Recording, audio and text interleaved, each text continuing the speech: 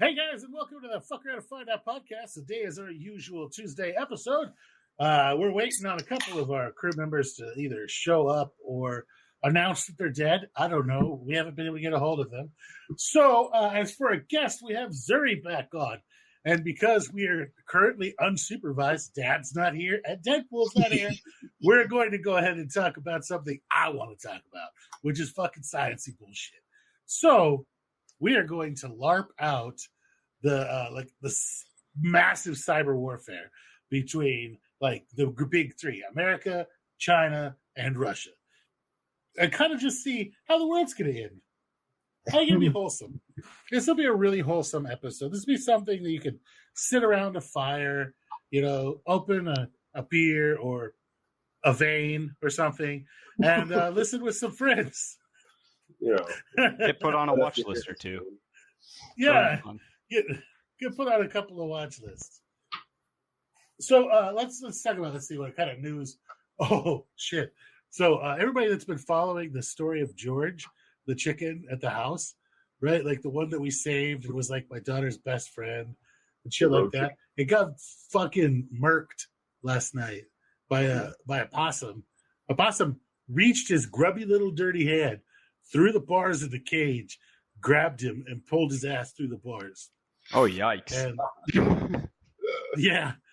So there's pieces of George everywhere. I'm sure that's a song. Pieces of George. That sounds like a distraught love song. Yeah. So pieces of George were everywhere, which was, hey, Dad's here. Fuck. God damn it. Settle down, children. Settle down. Oh, no. Now we have adult supervision.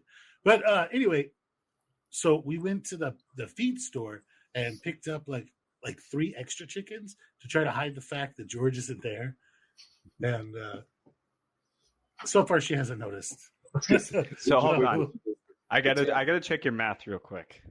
I just gotta make sure I'm hearing this right. So that's how chicken math works. So to hide the one missing chicken, 3 you got to replace him with 3. I mean, I guess that makes sense because if one's going to do the trick, 3 certainly should. Yeah, that's confusion. Yeah, it adds confusion because the 3 that we picked kind of looked like George. So it was she just like, where's George? And we're like, because normally she could just call George and George would like come out and like climb on her foot. And my wife's like, George is in the tree. I'm like, what fucking bullshit is that? George is in the tree. He's in heaven. George is lost. Yeah, George got murked by a possum. So I made a possum trap, and I have a possum trap outside. It's extremely redneck engineered, and it's full of shrimp powder and toast. So should work quite well. Yeah, should work quite well. Now, what use does a possum have? They eat ticks. A lot of ticks. I mean, like utility wise, from like the fur, the organs, nothing, skin, none. You can't do shit with it. None. No, they're terrible. Some people eat possum, but that's I wouldn't. It's want a terrible, greasy mess. It's somewhere between sewer rat and swamp rabbit. It's they really have a displeasant odor also. Yes, they smell like weasels or ferrets. Yeah, they're not a pleasant animal all around. Though the cool thing is that their body temperature is so low that they can't get things like rabies. They don't get most diseases. They're pretty much immune to everything, and they eat a shitload of ticks. They eat like their body weight in ticks every month. But like, as far as like utility, chicken eaters, that's about it. They have like this big, scary teeth, right? Like the big, scary teeth, but they have the weakest bite of like the animals like that are in the wild. They bite like shit. It's like 12 or 14 psi. It's just total shit. But which is why they bluff a lot and then play dead because they can't really like tear you up. I mean, don't get me wrong. You don't want to just shove your hand into a fucking random raccoon mouth random possum mouth because bad things are going to happen to that finger. But you don't want to get rabies. Yeah, don't finger your possum. Don't I mean, there's certain adversaries that even if you can overpower them. Not even worth losing a finger over. That hairless tail might be tempting, but dear God, it ain't worth Just it. because you win the fight doesn't mean it's worth it. Yeah, exactly. That reminds me of that commercial, the one where the guy is outside like poking the freaking raccoon with the like a stick, and his wife's like, "Don't fuck with that raccoon," and then he comes back in all scratched up, like his back's all scratched up, and she notices. And he's like, it flashes back to it. He doesn't want to get shit for fucking with the raccoon. So he's just like, I'm having an affair. Oh, shit. I remember that. Yeah, because he'd rather not get shit for fucking with the raccoon, have her go off on him and say, I told you not to screw with that raccoon, for 45 minutes. Or just be like, I'm having an affair. The fight's less dramatic. Good time. Yeah. All right. So Deadpool freaking messaged me and asked what the topic is. Trim, the topic today is going to be, we're going to LARP basically into the world. We're going to LARP a cyber warfare between the big three, right? America, Russia, and China. And we're just going to go ahead and assume that, let's go ahead and assume that everybody hates America. That China is super. That China is super opportunistic. Okay, and that Russia is desperate because they have limited resources, which is true. Okay, that's all true. Okay. Yeah, there's a few other big players in the modern world too. Those are probably the top three in terms of offensive capabilities right now, but other big players that do modern cyber warfare day to day on an effective scale are North Korea and Iran. They both have very effective teams. And we could go ahead and automatically assume they're going to be on China's side, because both North Korea and Iran both just signed to use the yuan as their currency. So they're getting away from the dollar completely, and they're going to be all doing only their trade in the yuan.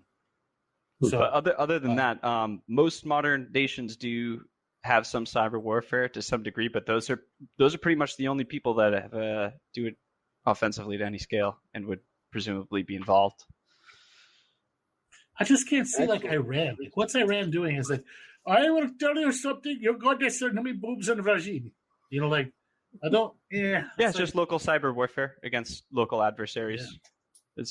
I could see him maybe messing up the power grid in Israel or something, but as far as Iran doing much against America, most of their stuff's pretty freaking outdated. Aren't they the ones that have the whole parade on Death to America and they light the current president on fire and shit? I thought isn't that Iran? They're Death to America. I think that was a movie, but because if that had happened, I would have saved it. They don't have a presidential effigy. They just, burn this fucker, even though he's made of straw. Just, slap a fucking sticker of his face on it. I don't know. I thought I saw something about that. Oh, I thought you were talking about they had a parade and accidentally lit the podium with the president on fire. I would have laughed so freaking hard because that's how I would. I don't see Iran as much of a threat to anybody but Iran. Just because I've dealt a lot in the Middle East, and nobody really gives them top of the line stuff on purpose. Because it would be like giving the fucking Klingons the most newest, bestest shit, right? You don't give the Klingons the most newest, bestest shit when they're perfectly fine fighting with the Baccarat, okay? So, right. One interesting thing about this, though, is in cyber warfare, if you have a certain number of bright minds with the capabilities and the resources, it's not necessarily typical conventional warfare where you have to have the firepower. You can steal your firepower from across the world. You can create botnets of other people's computers. You can write a really shitty botnet on a old laptop, or even find an old one, modify it. release it, and then you instantly now have supercomputer capabilities. Even though that would probably be a Russian thing, right? Everyone does this. Everyone does this. Okay. You're behind if you're not making botnets. Oh, dang it! You can build and buy all the supercomputers in the world you want, but that plus other people's computers is better. That makes sense. So it's like a chain. Yeah, it's typically just malware that will get around through various means, and its main purpose is just to allow a remote user to perform operations on your computer, and then they can distribute stuff. Kind of like how they were doing the SETI search and using a little bit of processing power from everybody's fucking computer as a background, thing. Yeah, distributed computing is used everywhere. This is a form of non-consensual distributed computing, you could say. Nice. Okay, so how would this scenario look? All right, let me think. Let's see. We just had a huge crop failure. So, okay. So here we go. I'm going to set the scenario. America we just came out of a massive another crop failure because this is literally right out of the news. It just happened, whereas Kansas has not had a single viable crop in over a year, which is currently going on. The wheat is totally and completely collapsed. Wheat prices overseas are going crazy to the point where we can't buy them because everybody's going away from American currency. We have global banks that are basically the BRICS union kind of banks, and so America decides that it needs to knock down their banking system a bit in a peg. Whether we've tried to release a bunch of political bullshit and apply a bunch of backdoor deals and fine them and make it very expensive for them to buy our stuff. And they just turned around and just made it 3 times as expensive for us to buy their stuff. So now we've finally we get a green light. What is his name? Biden blearily wakes up, asks if it's Thanksgiving yet, and then looks over to his somebody in the cabinet and goes, I don't care what you do, knock them down a peg. And go. How would America go about knocking down or slowing down or tying up the financial system overseas? Well, the big one, the surface level is just straight up attacking the banking network to make it not operate. But that's almost a little too pedestrian and a little too obvious, because if a banking system isn't working, it's not like, that's odd. It's, that's odd, right? Yeah. Break into their accounts and put millions and millions of whatever dollar you want into everybody's account. Yeah, so I think that's a little bit more difficult than it seems. I'm just saying, holy shit. So in terms of how it would absolutely start is on the espionage side. There's no actions. Well, in terms of actions, there's infiltration with malware for botnets and stuff, but you're not attacking, you're listening, picking up info. But any of sort of those physical stuff work, there for a while, I was aware of, they have those free USB charging ports, like in a Chicago O'Hare Airport, were downloading tracking software to people's phones and copying their phone when they plugged into them. So would we do something like that? Just drop a bunch of just USB sticks places? Oh yeah, for sure. I mean, the holy grail would be if the attackers could just remotely, directly access via the internet. If you get lucky, that's probably the case from the outset, but usually that's not your first vector. The first vector is almost always in some of these state-sponsored attacks, a physical medium like that. So either plugging into a charging station, or somebody just drops a few USB drives around. That I believe that's how Stuxnet ended up happening. It was, someone dropped a USB drive and someone just picked it up and plugged it into a computer in the warehouses, and the rest is history.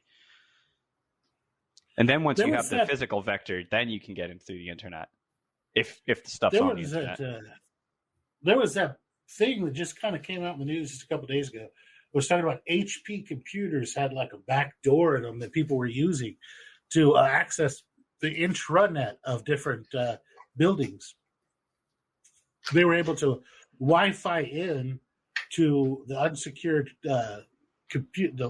Even if the computer was on a secure network, they had the back door in through the printer. So the Wi-Fi capabilities of the printer. I haven't heard of this specific one, but backdoors is the other main thing. So either backdoors or a 0-day vulnerability. These are almost always used by like state-sponsored actors. This is what really makes the difference between like a rogue group and a state-sponsored actors. The funding and resources to develop and coordinate backdoors and 0 days. They're similar but slightly different. So like a backdoor is like you somehow intentionally got it in there with like the manufacturer's help or whatever, and it's just a backdoor for you to get in. The terminology could also be used like you hacked in and then made a backdoor for yourself, but usually a backdoor is placed there. Like the NSA goes to some computer company and they're like, hey, we need to be able to get into your computers. That would be a backdoor. A 0-day is a critical vulnerability that nobody knows about except for you. And that is some of the most valuable piece of information ever. Because when you have a 0-day, you can unleash hell upon unsuspecting defenders. They don't have to have a backdoor. You didn't have to get in there already. They have no idea that this was even a threat. There's supposedly kill switches in cell phones for them to be able to turn them all off or turn them all back on. Like just knock them off the networks. That'd probably be pretty disruptive to a society. So like if oh yeah, so if you want to go for like to hurt a society, you can hurt the citizens very much through a digital attack. Mostly because for most citizens in most countries, if you damage their digital life, they're kind of lost, and that's it sounds a little silly, but that would be a big deal on scale. It would be very disruptive.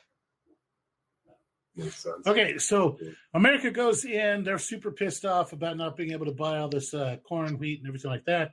We go in, and all we do is shift the timing on their stock market over just a few seconds, so that nothing fucking lines up, and everything is screwy, and their whole stock market has to close for the day. So, like, the packets of information coming in aren't lining up with the ports are supposed to go to. Nothing's working correctly. It's all screwed up. And so they have to close for the day. However, China notices that, hey, that was totally freaking came from the little CIA building there in fucking Texarkana. Their big CIA freaking cyber warfare thing they got going over there. So now they know it's us. What does China do in response for screwing with their stock market? So I think China does it stealthy at first, especially because I don't know if you heard about this recently. There's this malware called Snake, which was taken down. Quite the name, very fitting. It just sounds like a malware, right? And so this was one of Russian state-sponsored hacking groups' main botnets, and it was just taken down by the United States through coordination with the FBI and stuff. So what China's looking to do is not repeat that. So, but they are super capable, and it's not slowing them down. It's just a different approach. So they're going to get people in the U.S. to start dropping these drives, man. They're no digital traces, but it's immediate retaliation of trying to get access to American systems. Okay, so they're just going to have sleeper cells dropping thumb drives or just dropping stuff, or? Oh yeah, well that's just how it starts, because you have to get access, but due to concerns about traceability, they're going to be extra cautious. So that's why it's going to be very in person at first. But once you're in and securely in that way, that's where the curious things happen of what kind of attacks are going to, come your way. Well, what kind of attacks would you see them doing?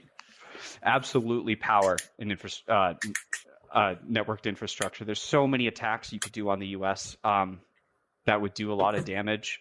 Trying to do the same stuff with the stock market, try to fiddle with that, hurt the economic system. But really the easiest way to cripple America's economy through digital attacks is the power network and infrastructure. That power grid is old. It's old. Exactly. A lot of it's ran by SCADA. Like, it's old shit. Old and vulnerable. Yeah. And we're overly dependent on it across the world, but especially in the United States. We use a lot of electricity here. So for people that don't know what SCADA is an old solid state switch. It's either on or fucking off. And that's pretty much it. Like, the great thing about them is they don't fail. The bad thing about them is that they're either on or off. There's not a lot of solutions there. If they're on, everything's going great. If they're off, they're just off. And it requires the right amount of power to turn them back on. They're like 3.8 volts, but like if you've turned the power off completely to them, you're not going to turn that switch back on. I've done a lot of SCADA stuff in the oil field. That was one of the biggest things about an EMP is they were worried that it would fry all the SCADA stuff and just shut down or cause all of the stuff to open at once or turn it all off. So either one would be equally as catastrophes. Either it opens up all the gateways at once or it closes them all at once and everything explodes. Or it opens everything at once and everything explodes. So it's like either way, it explodes. So, yeah, and it's a compounding effect too, because the power infrastructure is a system, not individual components. So a tiny disruption, like a targeted attack in a local area, can actually have disproportionately large effects across the network. And God forbid it's I forget what the terminology is, but not like the blackout that a consumer may say, but like an actual network blackout where you have to kickstart the infra from zero. I'm not super familiar with it, but it's challenging. Cascading effects. There was those massive cascading effects. Wasn't there like when the East Coast went down, like, was it 2 years ago? It was because of like one transformer in Philly or some shit like that. It wasn't even like in the middle of the city. It was like off in the country. One transformer died and it just left to a massive cascading effect that took out like the whole East Coast power grid. But yeah, these systems are really intertwined, so it's very vulnerable. Then Texas had a huge power outage about a year ago too, didn't they? With snowstorm. Yeah, snowstorm. Yeah, that would be 2021 actually. With snowvid. And what happened with snowvid is they didn't anticipate how much power people were going to use to keep their houses warm, weirdly. So instead of bringing all of the natural gas generators and everything that we have all at once, they tried to bring them up in stages. And instead of bringing them all up like, hey, it's going to hit negative 25 degrees in a tropical fucking environment that doesn't understand cold, everybody's going to crank their shit to 120 and rip the knob off, right? Yep. So with minimally insulated fucking houses, because it's a tropical damn environment, everybody's going to freeze to death.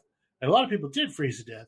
So they didn't start ramping up until it already hit like negative 10 degrees. And by that time, they hadn't even winter-proofed their cooling towers and stuff for their for the natural gas things. And some of those have been off since the summer, right? Since they had to be turned on to provide more energy during that, like when it hits like 110 and everybody wants to turn their AC on. So a lot of those cooling towers, the pipes broke and froze. And so they're just like, fuck, we're screwed.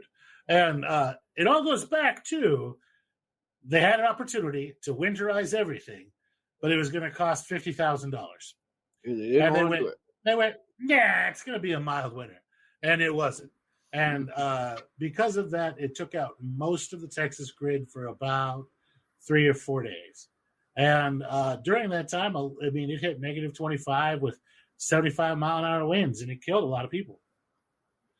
It was pretty incredible. I mean, that doesn't sound real cold for a lot of you bastards who are in, Canada. But your houses have like insulation, Yes, and you have alternate methods of heating. Whereas here, most of the houses really don't have like central heating. They have central air conditioning, but everybody just has like little standalone heaters to heat one room of your house or so. So yeah, I can lose my heat, and it'll take me half a day before I even realize it's not working anymore in the dead of winter. And here it's just a few minutes. They're all single pane glass. It's a tropical environment, so it's not insulated the same way at all, even a little bit. Everything here is designed to keep your house cooler, not warmer. But we do not have central air here, or I don't anyway. Yeah, and a lot of people froze. And doing something like that, like especially if it was in winter, just knocking out the power grid would cause a lot of problems. Hell, just telling all of those remote card readers just that, hey, you don't work anymore. You're all going down for maintenance, and nobody can buy anything with their debit card or credit card would fuck up everything. And that doesn't seem like it'd be that difficult. Just kick them all into maintenance mode.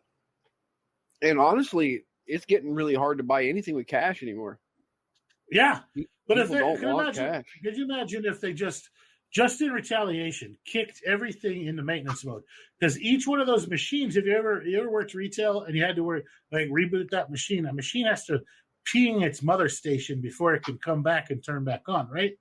And well, if all of them are at the same time trying to ping MasterCard or whatever, or like if they take multiple cards, they have to ping each one.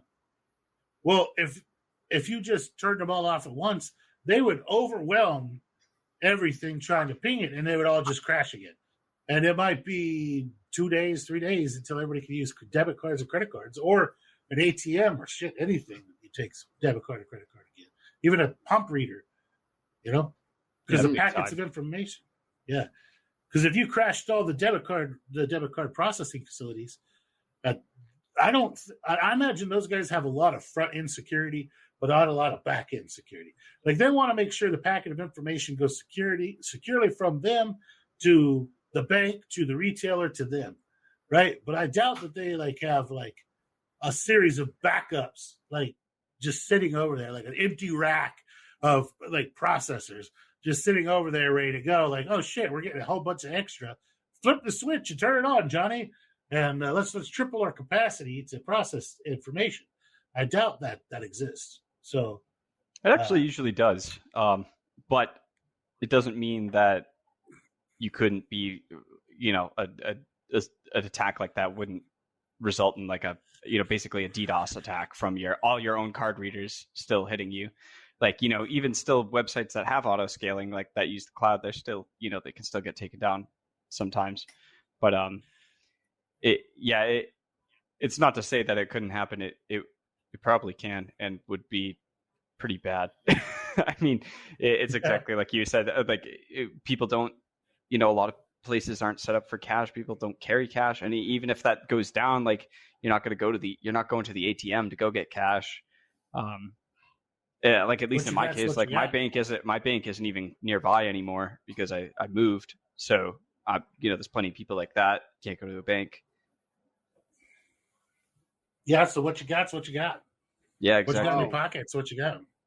I got a nickel, button, paperclip. How much does that get me? Yeah. Suddenly back. Well, you can even see on the power infrastructure topic, even recently in conventional warfare, you can see that's a huge target. Over the past winter, that civilian power infrastructure in Ukraine was a main target exactly for that reason. It was it's just so influential in everyone's lives in areas. So we've gotten let's say that China strike back by just screwing up all the card readers. All right. So now you have Russia's like, hey, now it's a great time to fuck with America. So what does Russia do? They have these huge botnets that kind of, when I think Russia's cyber warfare thing, I think massive disseminated processing power in bunkers. People hiding in bunkers with massive disseminated processing power. So what would Russia do to try to kick us while we're down? Yeah, I mean, that's pretty much how they do it. That's exactly what it's like. Some young Russians in bunkers controlling botnets. The issue is that their botnet their main botnet has just been killed. But let's pretend that didn't happen. Unless you want to, but it might be more fun with it. Because otherwise they're probably pretty crippled at the moment. But let's say they got it. Hasn't been killed. Yeah. Yep. So they got it. Or it was all fake, and we didn't get the real one. Right. Exactly. So here's the issue now, though. The issue is the cyber warfare is now front and center. Like, maybe it's not exactly certain like what's happening, but it's not hidden either. Like, everybody knows something's happening. And so cyber warfare goes on nowadays, but it's usually very silent, and so not a big problem. But now it is escalating here. So Russia is going to step up the ante. And it might be worth mentioning the elephant in the room, which is our nuclear silos and how those do operate on computers. I thought they were air-gapped. They are, but there have been many air-gapped systems which have been breached. There are also ways to trigger certain nukes without, breaching that air gap. So there's some details about like the Russian dead hand system, which is, theoretically, if Russia is hit by nukes and there's no one to send out the message, they'll still launch in retaliation. I don't know all the details of it. Keep hitting no. They have to keep hitting no. So theoretically, you can perform some adversarial attack, which maybe you're not directly in their computers, but the signals in the environment that you're able to manipulate have caused them to go off intentionally. You can bridge air gaps in all sorts of ways. That sounds like that sounds like a bad way for them to start, because we're going to just immediately, it's going to take it from a cyber warfare to a fucking, just a beat down right off the fucking bat. Oh, that's the issue. Is it in any apparent cyber warfare? I believe it will escalate very quickly, because there's only so much you can do. Take out the power, stop people's payments. What's the next step? Take away their food. The food's gone. There's no power, no payment. You can't grow food, can't get it around. People don't know what to do. Now it's time to control weapons. I'd say that let's say that Russia goes ahead, hits the SCADA system in the oil fields, and with that they just hit it and everything closes, because most of those are ran off of little 10 watt solar panels, right, that are above each one of the valves. I installed these, I programmed these. This is my fucking baby. I know this goddamn shit inside out. RS-232, RS-485. I could do this shit in my fucking sleep. They hit them and they tell every valve to freaking close.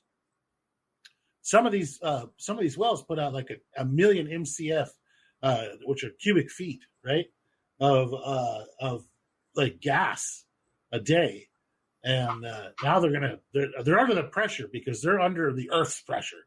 Like, it's not like you could just turn it off and be like, "Yo, homie," that doesn't work.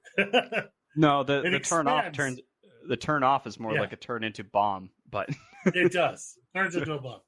So now you have all of these pipes that are now exploding all over the Southwest and the West, up into where you've got the Dakotas and Alaska.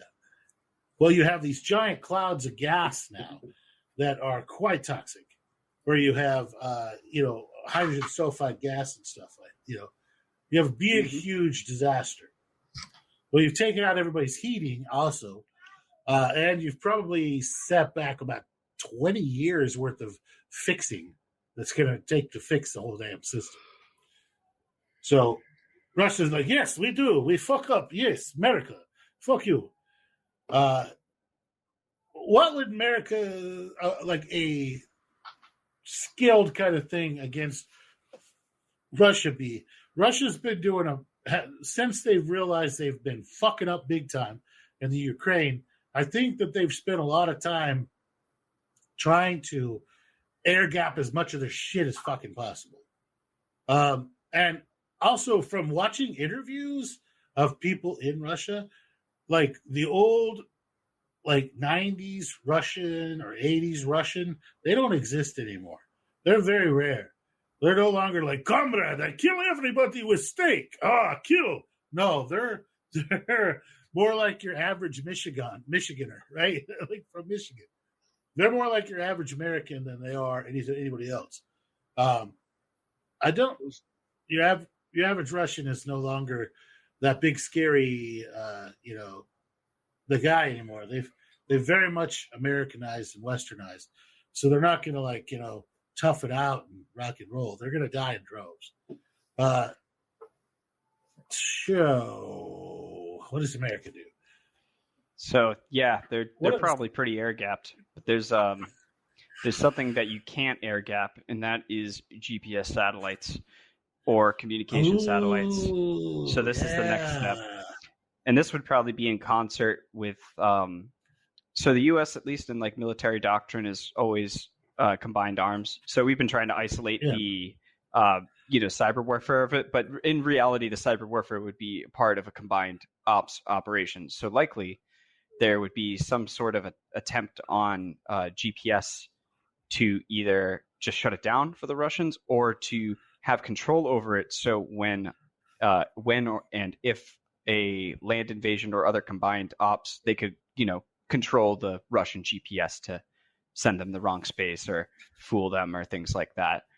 That comes to mind. You look at the MGRS, the military grid system, is different from the civilian grid system. And then China has its own GPS, like its own internal GPS. So if you try to use your maps, Waze, and stuff like that in China, and you try to go to a Burger King, it might take you to a field in the middle of nowhere because your GPS is nothing like their GPS. And their GPS is not usable here either. That's why when you buy a GPS, you have to select what fucking country you're buying the GPS from online. Yep. We can use some of their stuff. But surveying, we use Russian, American, and Chinese satellites. But we can pick which one we want.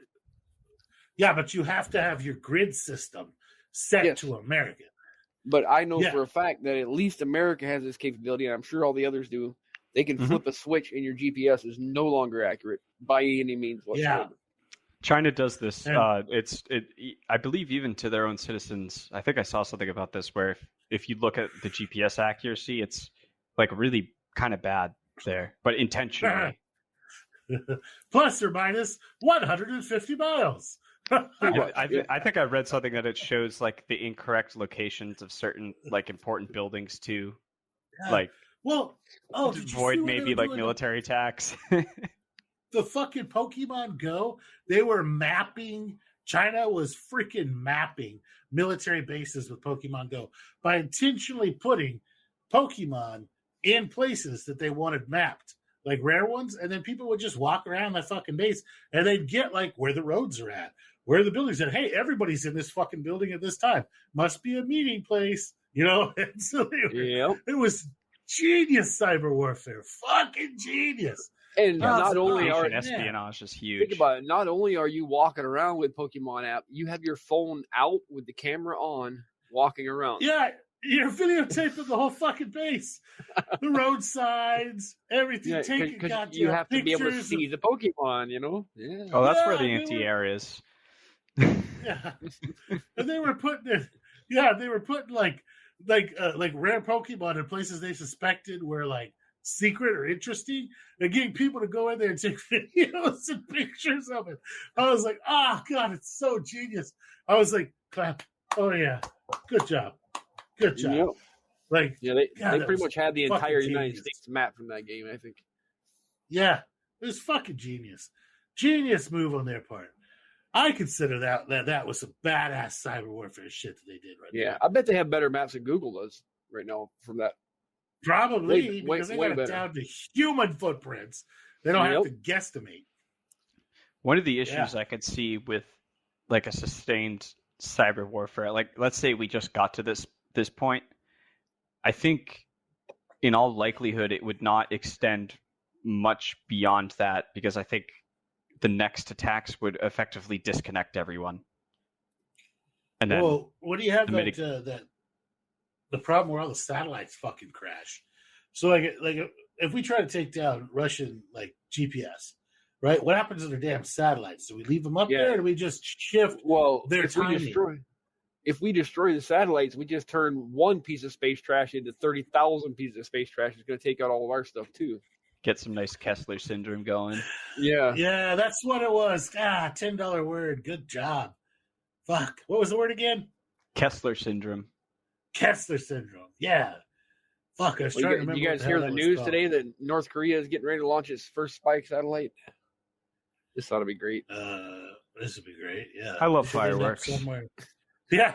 I was like, that'll end up somewhere in the ocean. If we're lucky. Yeah. Yeah. But yeah, in reality, I think it could only sustain so far before, like, okay, your satellites are trashed, your power infrastructure's trashed. All right, your computers are trashed. You're fighting with rocks now. Yeah. Everybody's gonna get real angry, real fast. Yeah, I think hungry and angry. Societal unrest would be. I'd like to think people are very update to their scenarios really quickly, but there's also the option where they don't. And the difference from going from a technological and information powered world to a not is a big change, especially that we're like all our countries and governments run on distributed communication. That's gone. I think people under 40 are gonna have a real difficult time. Us over 40, we remember a time, like I remember when my town got first color TV. I remember like stuff like that. So it's like I'd be okay, but like my kids who are 20, no. Yeah, I mean, imagine a young person today trying to figure out where a steak comes from, other than the store. It would just kill them to know that they had to butcher a cow.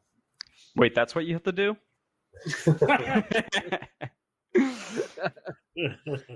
you want one and Walmart don't have it, you got to go kill one. I think there will be a lot of local little, militia groups pop up. Basically no governing body. Yeah, there's no communication. Warlords. Yeah, pretty much. Very feudal. Well, I want to be a warlord. I'd be awesome. Wonderful warlord. Yeah. I'd be a kind and loving warlord. I gotta be like the shaman to make my place in the new world. Make some like magic tricks and tell them how to do math or something. This is the times tables. I can guess what number you're thinking of. I know. Have you ever balanced a checkbook? I gotta keep my world atlas with me so I can predict the next solar eclipse. Oh shit! Yeah, that's a good way to get steak in the new world. Yeah. Might be human, but whatever. Long pork. It's a good way to keep your belly full. A little slightly green. Yeah. So let's say Kessler effect takes hold. America gets mad. We try to screw up the timing on Russian satellites. However, the timing is connected to when they actually stay at what altitude, because fucking Russia, they probably have some complex, stupid fucking arrangement like that. And because they overcomplicate everything that has to do with space. And ta-da! We've caused the Kessler effect. How long do you think the Kessler effect lasts? Forever. That's the problem with the Kessler Syndrome. Okay. So the theory of the Kessler Syndrome is, one, you have so much shit up there, one starts to break, and you get this cascading effect that turns your lower orbit into a field of shrapnel. And space travel is now done. Because if you want to go there, you got to fly through a bunch of bullets. Yeah, like moving at 33,000 miles an hour. Yeah, so we just killed our. You got to go clean it up. You got to go send robots up with to what? bring shit down. Oh yeah, yes. Oh, that's what I'm saying. We're done. Space travel's done. Great Yeah, big giant metal. Good job, everyone. We did it. Yep. We got space. We got space grenades now. We're gonna fire. We're gonna fire a bunch of giant magnets into space and see if we can catch some of this stuff. I don't know. So one of the benefits, though, is depending on. I actually don't know how high a ballistic missile would fly compared to low Earth orbit. Probably not low Earth orbit. Probably much lower. But maybe there's the possibility that those can't fly no more. Well, there's quite a few of them that exit the atmosphere and then just stay up there for a while and then come down. And that's easier for them than flying around the entire world. That's how they fly up. That's how the intercontinental ballistics go, but they don't actually enter orbit. So I don't know if they go high enough to get affected by the Kessler Syndrome stuff. But if they did, they would be donezo. They wouldn't be sending those. Could you use nukes to clear the fucking Kessler effect? That sounds like such a good idea, man. Send some nukes off right above people's heads. Shower. It's just high speed. It's gonna EMP. It's gonna EMP the fuck out of us, right?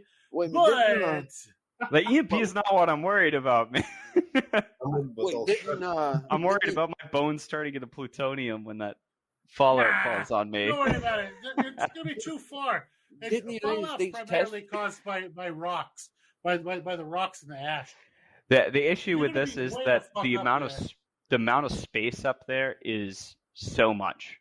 You would have to nuke all of low Earth orbit, which would be covering the entire Earth in nuclear explosions, basically. Did the United States set one off in low Earth orbit once for a test? Yeah. And then they banned them after that because the effects were so crazy. It's very bad. It caused an EMP that bounced around the fucking Earth for made the clouds glow in the middle of the night all over the Earth and all kinds of crazy stuff. Yeah.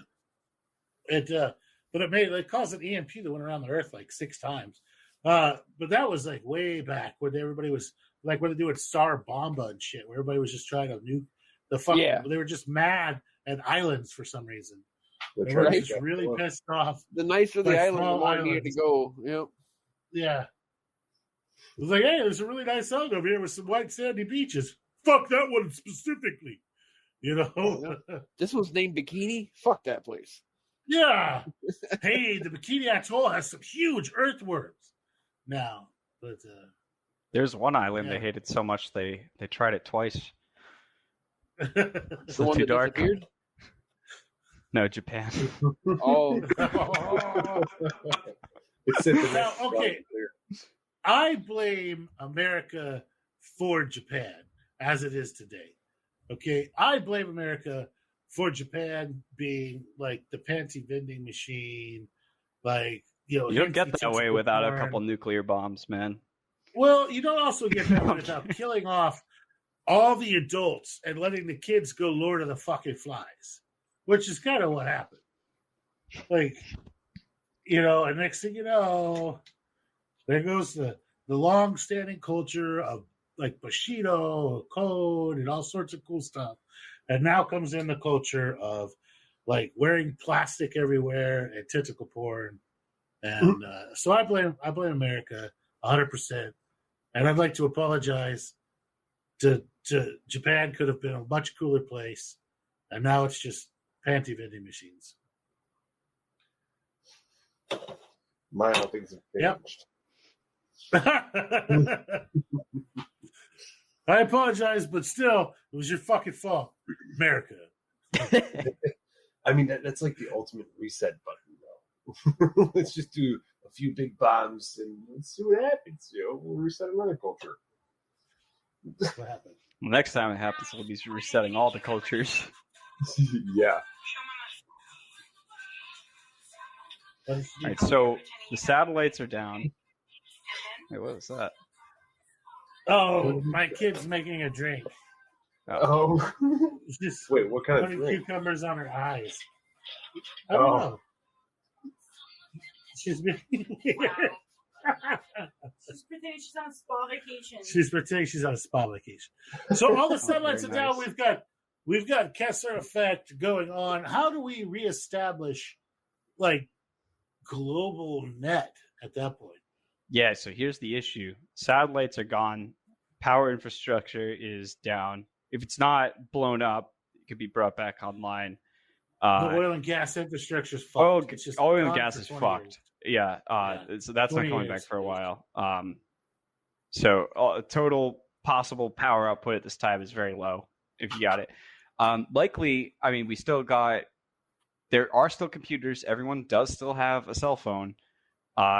It's quite likely that, a lot of things are probably not safe to use now with the amount of malware that has spread over this, the war that has started. But chips and computers are out there. Internet porn? It's probably still out there. It's on a hard drive somewhere, but someone has to find it, and it might as well be you. Mm-hmm. Okay, well, so get out there. I'm launching a rescue effort. I'll send you some hard drives. He who owns the porn controls the world. That's another way to get a stake in the new world. Yeah, right. Could you could you bring back cell phones similar to the old school way with just towers? Yes, it's complicated. It would be a lot of bootstrapping. And one of the reasons that we had to move from old tower tech is because of the amount of connections each tower had to use. So the amount of people using phones is a factor. But people presumably still have the know-how. This stuff is documented. We still have the hardware for it. It would take some time, but bootstrapping would be pretty quick, I think. Depending on the physical resources you have, like, can you feed these people that are going to be doing this? Do you have, can you house them? You're going to crash the population by 2/3 within the first month, anyway. Like 2/3 of the people but you got to die. But you got to keep the system stable of your recovery effort, like the people involved in it that are trying to set up, get the towers going and stuff, bringing out generators and stuff.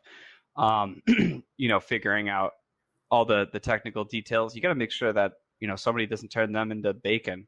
I think you'd probably need to start with fuel of some type so that you could get to Absolutely. places. Yeah. You'd need technology, to start with fuel and power at the same time. They'd have to both be built at the same time. To the vast majority of energy use and prioritization, it would have nothing to do with technology, but there would be a small cohort of people doing that. But because of the pre-existing hardware and knowledge, it would be probably like a disproportionate effect. Like a small group of people would be able to bring back a lot of technology for many people. But a large amount of the focus would have nothing to do with that. People would just be trying to, light fires and find food. Or just not get killed by their neighbors. Yeah. Who do you think would fare better than that? Like, as far as America, Russia, or China? I think better is probably a multi-dimensional thing, but just to return to a power of a nation power.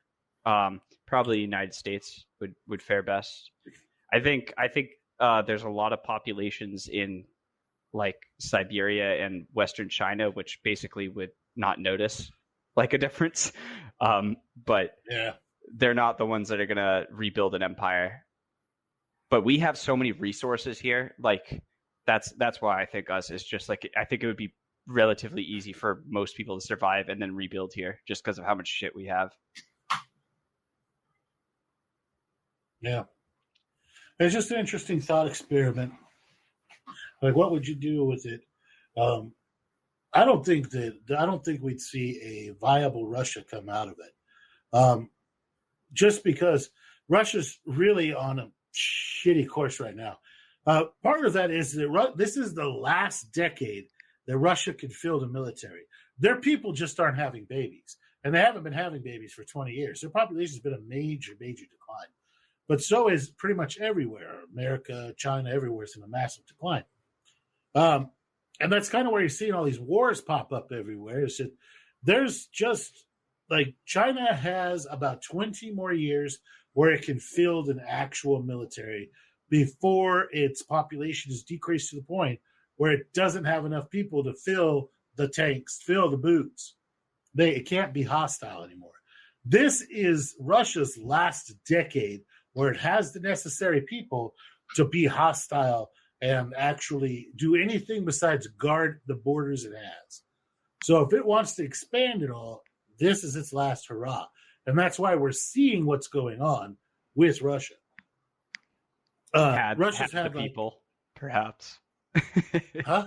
Had the people, perhaps. Yeah, they're not doing very well. And part of the reason they're not doing very well is it kind of goes back to like the Mongol culture. All right. And I'm going to go off on a slight tangent here that shares a little bit of history. Is that the Mongols were unfucking beatable as long as you gave them harsh living conditions. They lived on the steppe. They had to eat voles and shit. And they made all their, they were living off of horse milk and stuff like that.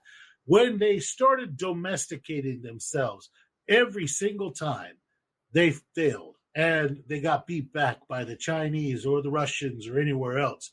And then they went back to the steppes and then they got hard again. And then they came out and just murdered and murdered coast to coast to coast to coast. Every which direction, from Africa to freaking the Arctic and from sea to shining freaking sea. And they did a great job from fucking Spain to the other side of Russia and China. They murdered everybody. And that was only when they went back to the steppes and got hard again. Russia has done very well for itself whenever it was a culture of hardness and beatdown, right? Like where it was like the stereotypical, what everybody calls like a meme kind of Russian. Is it gold? Nah, it's not gold. Fuck you, kind of shit. Where they were kind of like mad Bostonians all the time. But now you've got Russians who are not like that. And they've taken those Russians, which are basically, Russians are like Americans were in like 1995, 96, right? It had been a long time since we had an actual real war. It's really, really, the generation was raised super cushy. Like the scariest thing was like Cujo on TV, there were some Stephen King movies, but everybody had plenty of stuff. Jobs were cheap. Money was cheap. We had lots of stuff. So you're taking those people who are cushy and you're dropping them into tanks and you're trying to treat them like the old Soviet type. You're trying to run them like an old Soviet military. And it has failed. Just like it did with the Mongols when the Mongols got soft before they went back to the steppes. There's some saying, I might butcher it, but the bad times create strength, strength creates good times create complacency, and complacency creates bad times. I think it's something like that. And Russia's been right in the middle of freaking complacency for a long time. America's basically been in fucking war since 2000? We've got 23 fucking years of murder. And if you look at America's history, we're really not in a war somewhere. But you've had this huge time where the Cold War has been over. There's no real super threats to Russia state. They have some border skirmishes with like the Chets and a couple other people, but they haven't really done much. They have some elite units that have done a bunch, but now they're relying on like having to hire out their military with the Wagner Group and everybody else. And it's just not going good for them. But they also took a group of people who were in a very similar situation prior to Russia deciding that, hey, it just wanted to fuck the Ukraine up. The Ukraine was just a Walmart, go in, Amazon Prime living society. But they decided to FAFO with them. And what happened is all the weak people left. And they left behind the fucking crazy people like us. who went, you know what? Sounds like a great idea. Let's shoot some Russians. And it's just not gone super well. And then you got a huge inpouring of people from around the world who went, hell yeah. I've been training for this shit my whole friggin' life. Come on, Ivan. The volunteer forces and such. Yeah. Yeah, I've seen some of that. And now we're in a massive proxy war at this point. Oh yeah. We're supplying everything, and we're basically fighting a war, World War III with I've been telling people for a long time, hey, we've been in the middle of World War III, but nobody believes me. We've been World War III with freaking Russia via a proxy called Ukraine. Everything happens slowly until everything happens all at once. And then we've been fucking with China and fighting with China there as well. Like, just suspiciously a lot of shit's happening. And suspiciously a lot of shit's been happening here in America, too. Did y'all see where the China came out and admitted? I've been calling it about the whole fucking fentanyl thing, where China came out and admitted that they've been supplying the fucking fentanyl. Oh, yeah. Yeah. Well, no shit. Yeah, but I did see that, and yeah.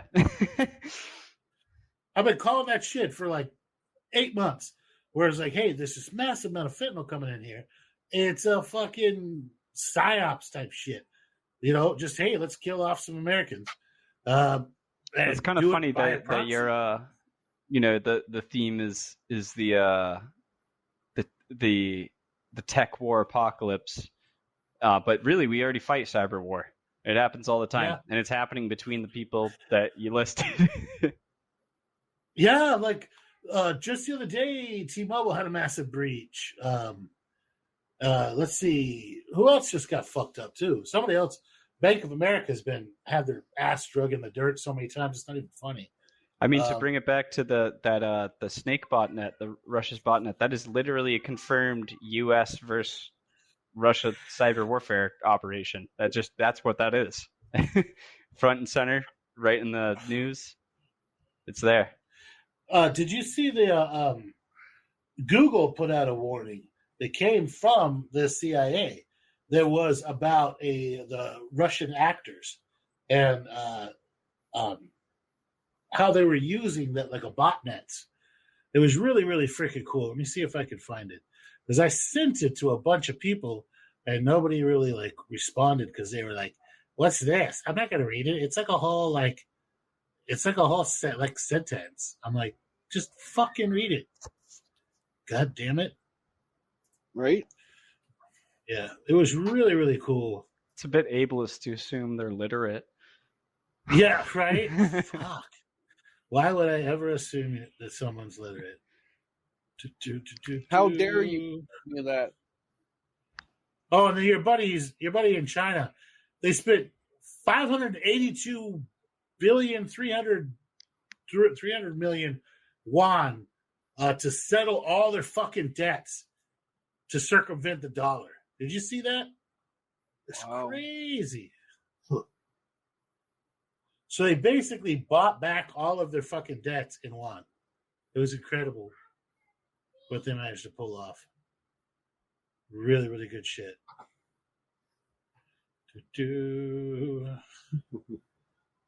Oh, man. I like how that as an AI researcher being brought on to talk about cyber warfare, we never got anywhere near that. Because I don't think it's even a factor. So many things happen first. Oh, being about cyber warfare or AI?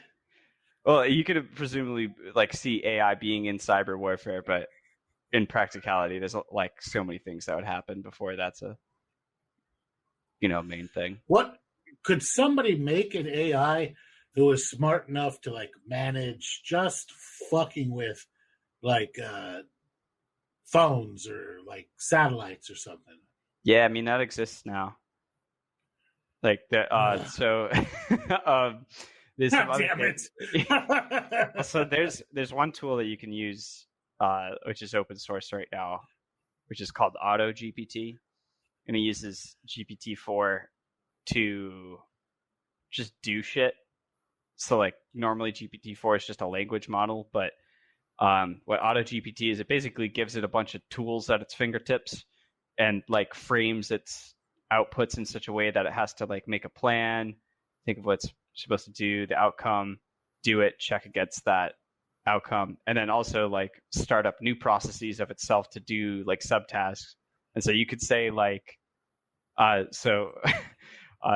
there's I forget exactly what it was about, but I was reading about some people that there's some state senator they were unhappy with, and they used AutoGPT, and they just said like something along the lines of give them a lot of phone calls. They gave it a web phone number. I forget what service they used, and just let it go. And it then it used a text to voice AI to use on the phone by itself, and just like called their office over and over until they had to stop for some reason. I didn't follow up on that, but now change the task and say make it living hell for everyone in this country. Give it enough resources, the right tools.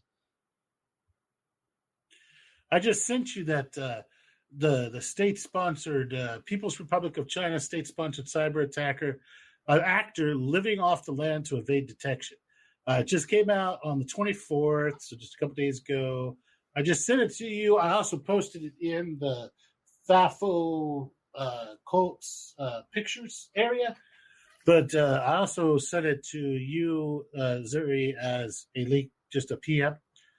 Yeah, I'm checking it out. Maybe you could kind of like tell me what the fuck this means. It just says, summary, the United States and international cybersecurity authorities are issuing the joint cybersecurity advisory to highlight the recent discovery cluster of activity of interest associated with the People's Republic of China, state-sponsored cyber actor known as Volt Typhoon. Yeah. Private sector parties, have identified the network across the U.S. critical infrastructure sectors, and authoring agencies believe the actor could apply the same techniques against these and other sectors worldwide. So what is this fucking shit? It says that the actor's primary techniques, tactics, techniques, and procedures is living off of land, which uses built-in network administrative tools to perform their objectives. The TTP allows the actor to evade detection by blending in with normal's Windows system and network activity to avoid detection endpoint and a bunch of fucking abbreviations that I don't give a shit about. So again, then it gives a whole bunch of like some of the built-in tools this thing uses. Doesn't mean a shit to me. And then it gives like a huge amount. Like if you read into the PDF, it gives like every login in detail. It says it goes through AT&T and a whole bunch of shit. Just jacks a bunch of things up. Yeah, it's pretty cool. So let's go over a couple of these terms. So like what's one that might be? So living off the land. So what this means is he's a long-term infiltrator. It's not a get in the system and go out once you're done. It's you go in there and you quote unquote live off the land. So that's like botnet stuff. That's espionage stuff. So he's getting in and staying in for long terms. And so it's been identified that this individual, likely a couple people, but sometimes they're individuals, but they're all, they've seemed to identify this person or persons as being part of state-sponsored operations. And they often try to hide the identities of these people or multiple people for obvious reasons. They're very valuable. I'd love to burn them at a stake. Yeah, well, that's exactly the reason why. Whenever you have such an individual operator that's so effective, they're very valuable. But that's basically what it means. They've identified that this person or persons is doing a lot of stuff on Windows computers through stuff like that's typical Windows stuff like PowerShell and some other tools that they said like NetSH and TDS. Yeah, it says it's whatever. Leverage compromised small home office stuff. Networks as intermediary infrastructure to obscure their activity. It says being reproduced. It's the internet is avoid them being repurposed and redirected by malicious actors. So basically, it's taking over your small home network, like you were saying earlier. Yeah, this guy's making botnets. Yeah. The actor has used Earthworm, which is that. It's a custom fast reverse proxy client with hard-coded C2 callbacks. Don't know what it said. I think I just caused a small stroke by trying to figure it out. Something about it goes fast. A reverse proxy is basically a program running on a computer that will let you connect to it, even though technically the computer doesn't accept like inbound connections. It's like sending this outbound connection saying like, hey, I'm here, come talk to me. And then you talk to it through that. Where like a normal, like a web server, like let's say you're hosting a website, that server needs to take inbound requests because like it's not going to know to send a website to someone unless they ask for it. But your home computer should not be doing those sorts of things to outside requests because it's not serving data to them. You are requesting data always like on your local computer. So reverse proxy kind of gets around that, and that's how you can take all of these people with their home offices, their printers, your 80-year-old dad with his old CRT monitor. That thing's now Volt Typhoon's botnet. I love these names that they come up with. Right? It sounds like some how do they come Marvel up with this? Character. No, it's a Marvel character. It's got to be a Marvel character, right? Like it's too cool of a fucking name, right? Yeah, well, it's usually code names for agents. They do this quite often to be able to speak about someone without a name. Agent Hawkeye. Yeah. Yeah, an agent doesn't mean like special agent, just like an operating individual. So what could this jackass do, or this group of jackasses?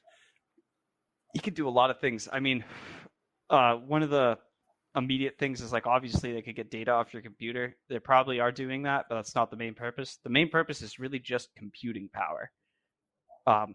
The more compute power you have, the more stuff you can do. And especially the more stuff you can do adversarially if you have a bunch of separate networked devices, because then each of them can, like, let's say you're doing like just a basic denial of service attack. You can have each one of those computers make a request to something to take it down.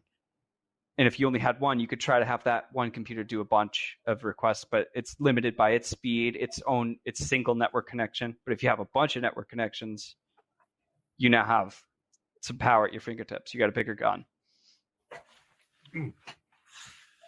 Like ant colony. Yep.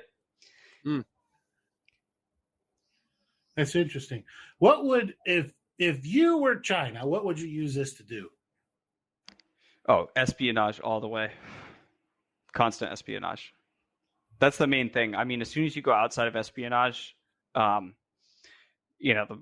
waters get murkier on provocation and stuff, especially if you get checked out. But so far, there's somewhat of a precedent of very little retaliation on like severe espionage through cyber attacks, because like it's just like can't be seen as a violent attack.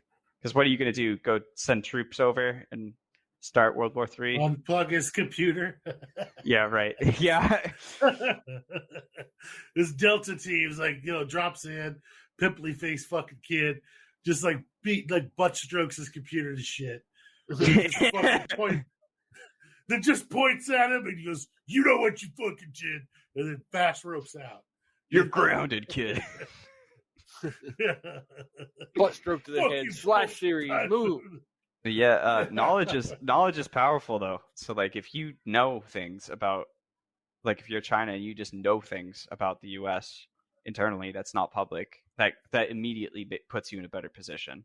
It's incredibly valuable even without doing like attacks to disrupt or destroy things through it. Well, maybe you're doing that indirectly, but just being able to get the information is huge. Yeah. Well, even knowing like banking patterns of Americans, like who knows what the fuck you can do with that. Yeah. Well, it's kind of easy to tell. Like, the 1st and the 15th, everybody's going to get paid. So, or it's welfare day. Yeah, but there's even more like nuanced things you could figure out. Jesus. just turn welfare off for a fucking month and see what happens. Watch the world eat itself. Jesus Christ. Just screw that shit up. Just screw up that system. No, like seriously, I don't think it would be very difficult. The government really, really sucks at doing its own security. Like, look what they did with the stupid, the Obamacare website, right? So, like, that just made me think. What if in America, what if health insurance was taken down? Because because you got to fucking pay to survive here. What are all the hospitals going to do? All of a sudden, nobody has health insurance, or you can't verify it. No, they would take everybody anyway. They would take everyone. Yeah, it's just kind of a funny thought. They would take everybody anyway, but then just bill everybody, and it'd be up to you to unfuck it. Like they would be like, all right, well, whatever, not our fault. You're just gonna get a bill, and it'd be just up to you to then submit it to your health insurance and stuff. What would be worse is just like the cash assistance, food stamps, shit like that. That can't be too difficult to take down. They screw it up on a regular basis, and it gets delayed or jacked up because it's on a bunch of janky-ass machines. So it just doesn't seem like it'd be very hard for them to mess up. But man, they could really, really mess up the world. Yeah, I mean, even at I can't talk about it too much. But at work over the past couple of weeks, we actually had a security incident with someone trying to hack into us. They didn't end up being able to do anything, but we saw, some little actions in the logs, so to speak, of someone trying to poke and prod. It was probably the damn Chinese. We haven't gotten that far yet, but. Honestly, I was we just don't even trying know to yet. add $1 million to my bank account. If you guys would just do it for me, I would quit trying. Okay? I hear you. Fortunately, it's above my pay grade to say whether we could allow that or not. But it's quite possible. It might have been, what you could say is a script kiddie or a skid, just some kid with that found some software online that does what they want, or possibly state-sponsored agents trying to find any companies in America that they can get in, which is very common. And in this case, they didn't get in, but you could see someone starting to like try to touch around the edge of the door, that sort of thing, in a metaphor. And so like for about the past 2 weeks, we've been like war room, like buttoning everything up, making sure there's no cracks. Very interesting. Because, I mean, like, you guys have had a lot of crazy freaking AI crap that letting somebody in there to go and fuck with it would be a bad idea. I mean... Yeah, fortunately, the systems we use are more fun than scary, maybe. But at the same time, like, we got a lot of compute up there, man. It takes a lot of compute to train these things. So someone put that on a botnet. Holy shit, it's like Christmas for them.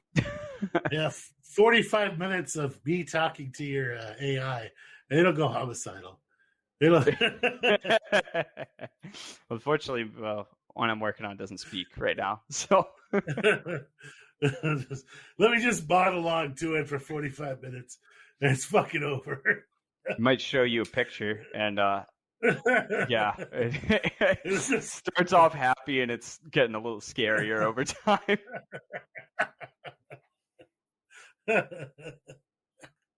It's like what Reddit did to those, or 4chan did to those poor bots, like made them super racist. Right. Yeah, it just like starts like generating images of like signs with text, and because this model doesn't speak, but perhaps it can express some ideas through images. What about what percentage do you think are actually they're using like a chat GPT type bot that can, have conversations with people, or at least make coherent posts on the internet in order to try to sway elections and shit, like what they were doing, what people accused Russia of doing with their little Russian bots and stuff like that? Do you think, is that something that is Russia the way to do it now? That's like is that the way to do it Russia now. could actually do? Yeah. I mean, it's being done. That is the way to do mass misinformation campaigns now, because it just can produce so much content. That's the thing. It's just like, instead of a team of 10 people posting, you have one person that, is now the force of like 50. So how do we get one of those to promote our website? Like, can we get a botnet to like promote the shit out of FAFO cult and just have it go like, it doesn't matter where it's at, just fuck with people and promote the shit out of our stuff. We could do that.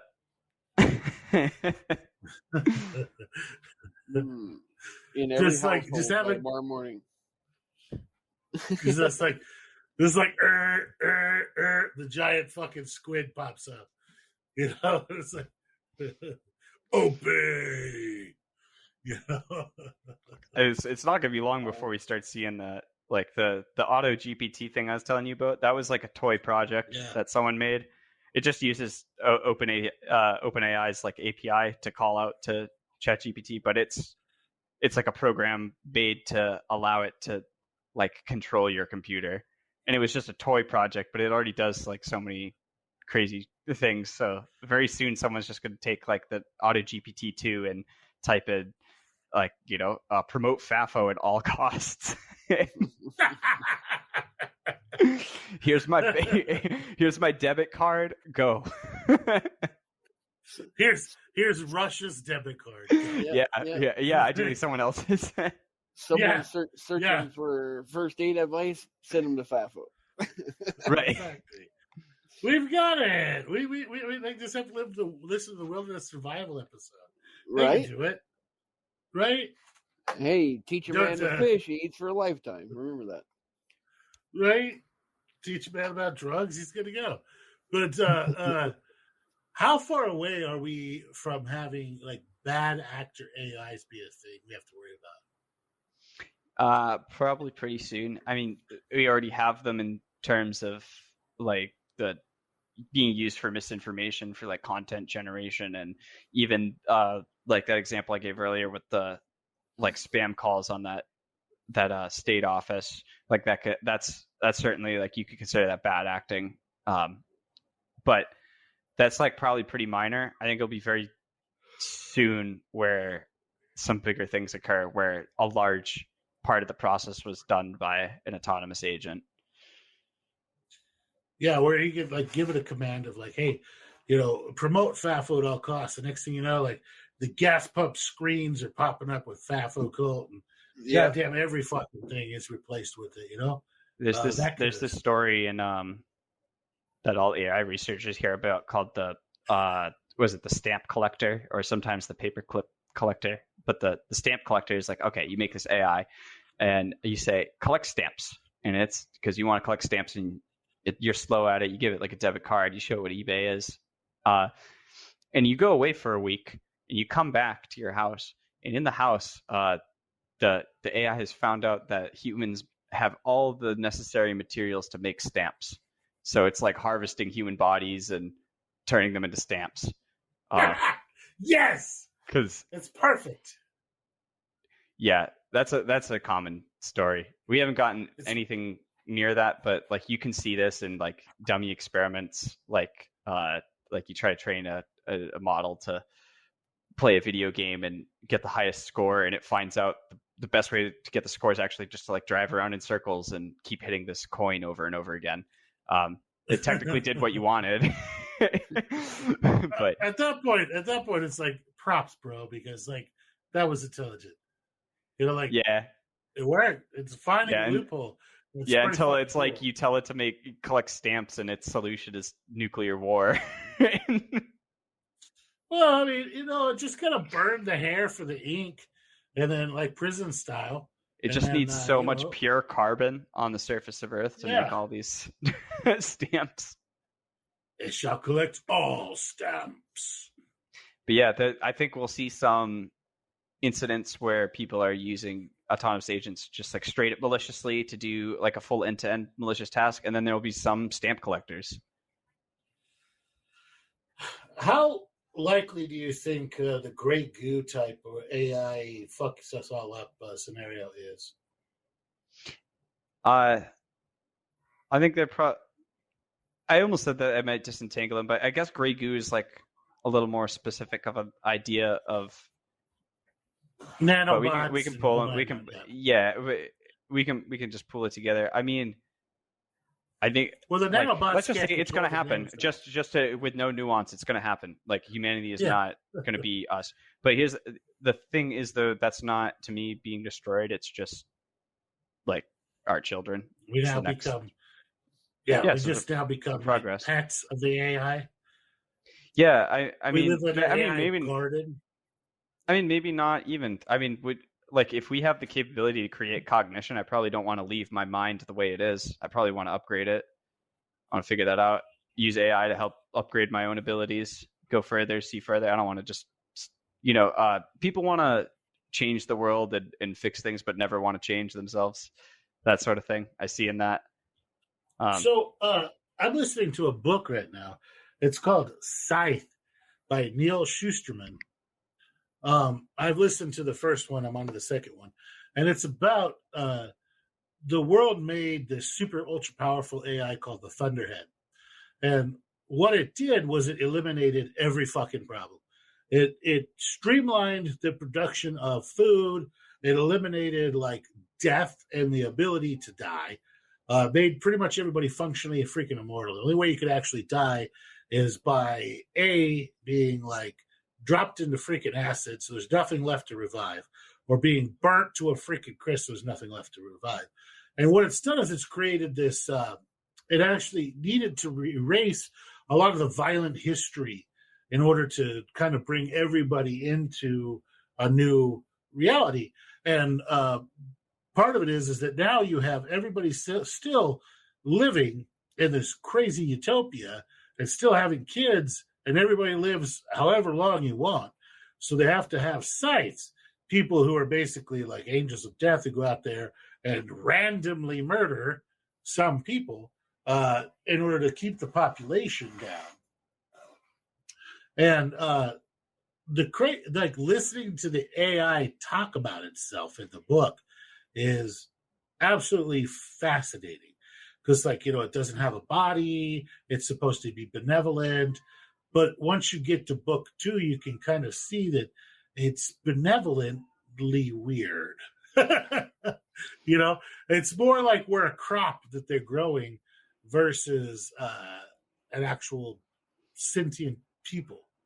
Right. Make sense? I think a lot of AI sci-fi hits this point because I think it misses a key idea of like what it means to understand cognition well enough to make a super AI. Like if we can do that, we're not going to be the same. Like our horizons of what like our life isn't like we're in the Plato's cave or whatever, looking at shadows on the wall. Like if we understand cognition, like we're not going to, just want to walk around in our cities, do our daily things, go get food, do a job. Like our horizons are going to expand. So I think what a big thing they're doing that a gets lot missed. Of cool stuff. Yeah. Well, even then, that's always happening. But I think like it's going to be alien. Like we know so little about the universe. Like we're on floor 0. We haven't even gotten up the first floor yet. So I think people will get a little bit imaginative with what the improvements in cognition can do, but they don't take it far enough, and that leaves you with humans living like humans with a robotic overlord, because that seems like a thing that we would do. Like it seems like what we would do now, but it's it's going to be so different. Like I don't see it being like that. We wouldn't just be like cattle. We would just being able to understand how to do that, it instantly gives you the ability to extend your own cognition. Do you think that humans are going to require supercognitive AI or something in order to go to space and beyond? Yeah, I don't think we're going to be sending human bodies out there. It's like we're going to figure out how to build self-aware AI before we can get a human body out of the solar system. It's just going to make sense. Like, why send a squishy bag of meat when you could just send a consciousness? Do you think we could put a consciousness into a squish, like, from a squishy bag of meat into an AI or like into a robotic body.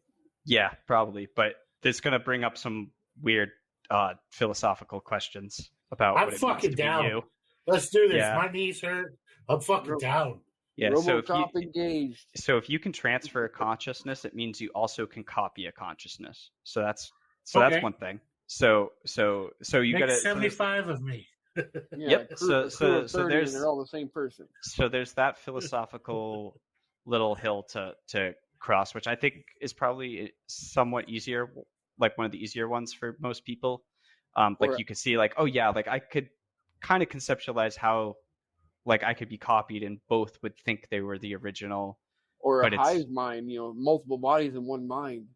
Yep. No, that's no different than one body, one mind in my mind. But the other how many times do you copy a person before that person loses the original statehood? So here's the other. So that brings me to the second. Did you make like 400 Jenna Jamesons and have them all be Jenna Jameson? Or at one point does Jenna Jameson number 111 become a fucking pet? So that's the other philosophical challenge is, okay, so if you can transfer your consciousness, what happened to you in between? And what happened to you in between that last moment, like if you just in your body right now, what happened between you and that last moment of consciousness and now? Are you the same one? Are you different? Is it different when you copy?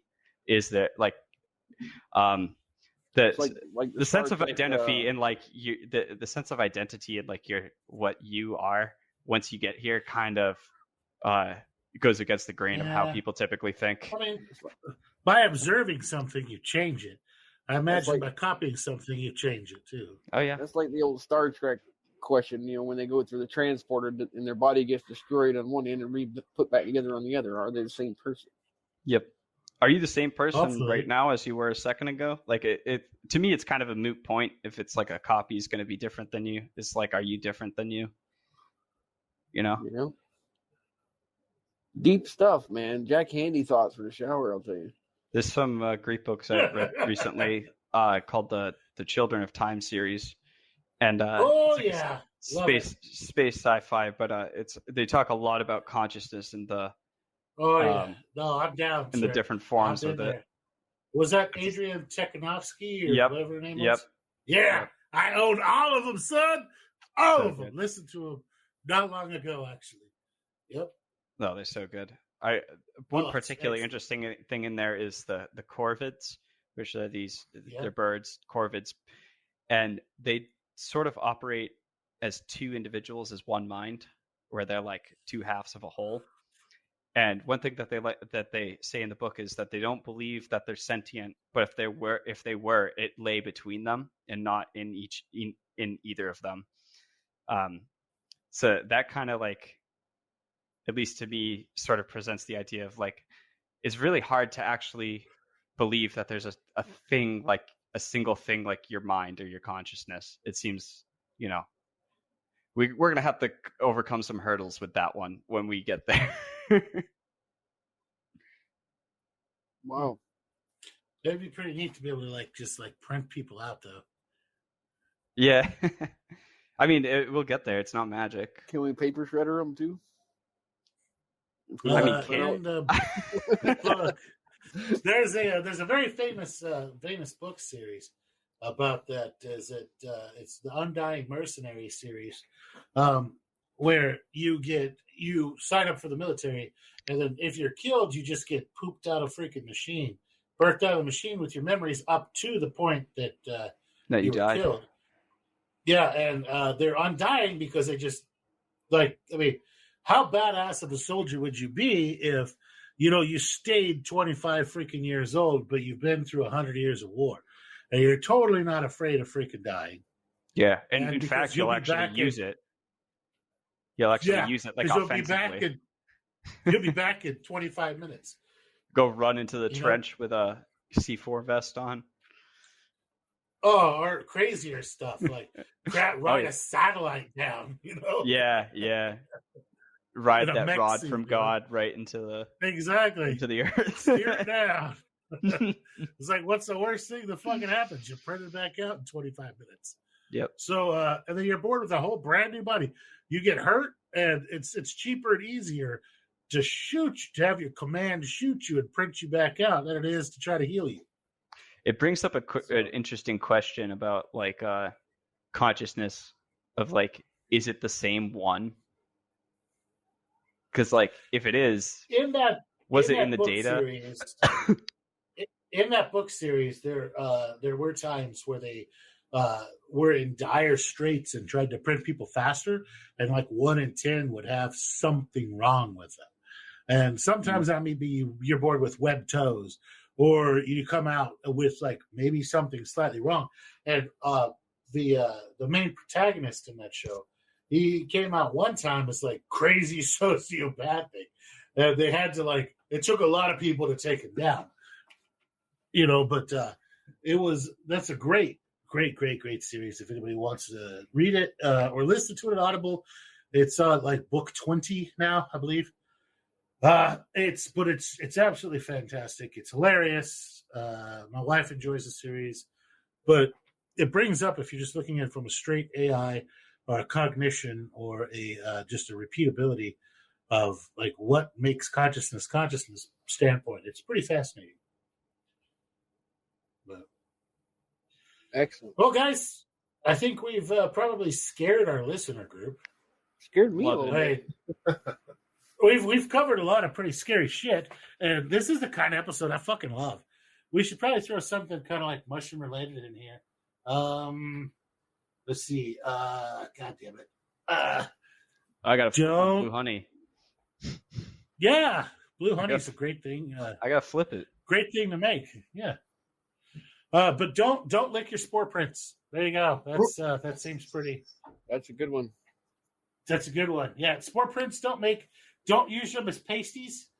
Like, like don't put them over your nipples. Yeah. Be careful with portobello mushrooms. It's an explosive subject. Might get Paul Stamets hurt. But let's go ahead and call it. It makes sense. Let's call this episode here, as if not, me and Zuri will talk for the rest of everybody's life, pretty much. Because this is the kind of shit fascinates the fuck out of me, man. Love this stuff. Love it, love it, love it. The whole point of that is theoretically you can make an explosive out of portobello mushrooms if you know how to refine them. Oh my! God damn it! A very powerful explosive too. I want. We weren't on a watch list. We are now. Damn. God damn it! Give me something else to fucking Google. Jesus. Explosive mushrooms. All right. We're going to go around the room. Deadpool's not here. He decided to, I guess, just like, fuck you guys. And he's not with us this episode. So we are going to start with Michael Nutty, as we need something nice from you, buddy. You're probably pretty high. I've heard you hit something a couple of times. How you doing? Yeah, I'm in the exosphere right now. So positivity. Say something positive, sir.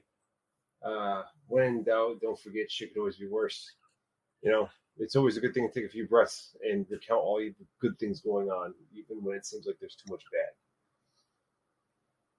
It's my positivity. Okay. Basically the same thing you said last time.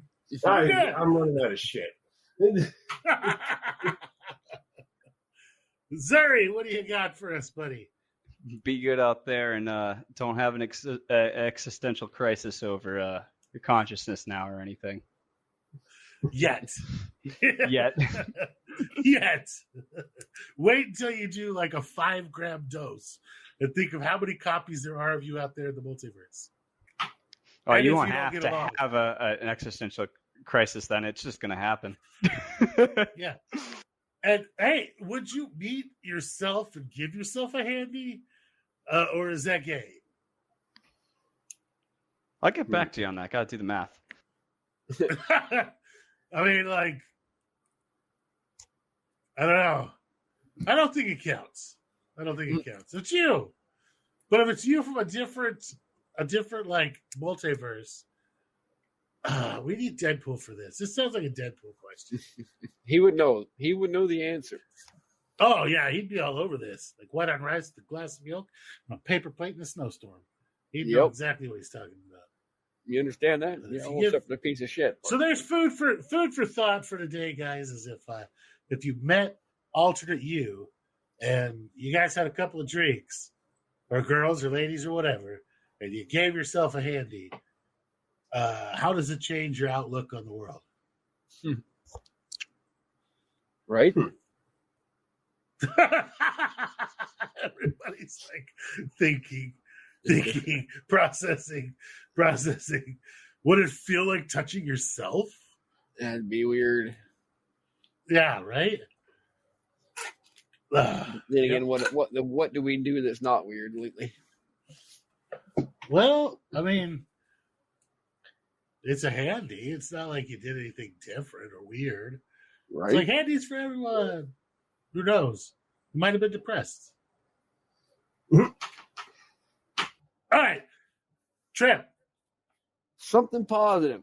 Well, I know we said a lot of scary stuff about the end of the world, electronic warfare and stuff, but you as a regular person have a defense against that. Learn how to survive without electronics. And if something like this ever does happen, you won't be the lost sheep out there. You'll be the wolf. Remember that. Just knowledge is power. Learn how to grow a garden. Learn how to hunt. That's good stuff. That's good stuff. I could kind of build on that a little bit and say that the more knowledge that you have, the less scary the world seems. And it doesn't matter what kind of knowledge that is. You come out of the Stone Age and come into the regular technological age, and the more that you gain, as long as you stay away from specific things like, the news, politics, and stuff like that, and work on actual subjects, the more knowledge you get on any subject, the less scarier the subject is.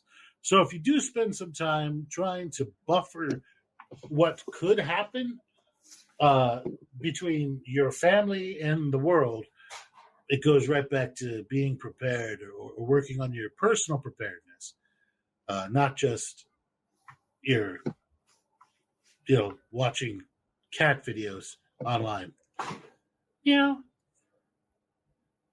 And then, but I do want everybody to go ahead and do 5 grams and think about giving yourself a handy.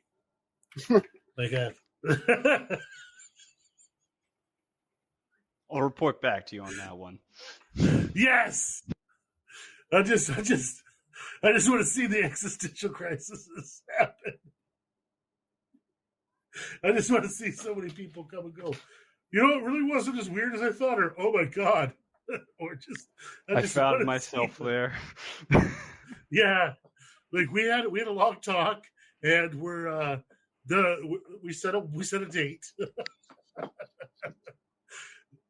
Did you marry yourself from an alternate timeline? I don't know. I think you would create a parallel universe so you couldn't technically off yourself. But what if you were like a chick or a fucking lizard person or something? Right? Who knows? There's infinite universe with infinite possibilities. And that's what I think happens. Instead of time travel, you're doing alternate universe travel. You can't go back and see yourself in this reality. It would have to be another reality. But we won't get into that. That gets a little deep. A time travel episode would be fun. Time travel episode would be fun. All right. Guys, we thank you for listening to us. This has been a really fun episode. I love these kind of episodes. Thank you, Zuri, for coming on. We really appreciate whatever you do, buddy. You always are very, very insightful and always have a lot of technological crap to add. Way above most of us, our understanding, and we appreciate it. As usual, if you guys want to send us hate mail, I'm sure that I've offended somebody this episode. Please do so at fafocult@gmail.com. I love to hear from you. Whether it's tell me how horrible of a person I am or, hey, you enjoyed the show. We love it either way. If you'd like to send us a few dollars, we promise to use it for no good. It'll go just straight to debauchery and keeping this podcast going. You can do that at FAFO'ing. And for the Venmo is at FAFO'ing. For the Cash App, it's $FAFOCult. If you'd like to go out and buy some of our sweet merch, that is going to be FAFOCult.etsy.com. And we're still working out how to do live shows so you can call in, text, be in a chat room. And we promise we'll get that ironed out this next week. It's going to take a little bit more experimentation. We've got it to where it works 50% of the time. It works all the time. Right? So we're down to about 50% on that thing. Thank you guys for listening, and we're out. Bye-bye. Hey. Bye-bye.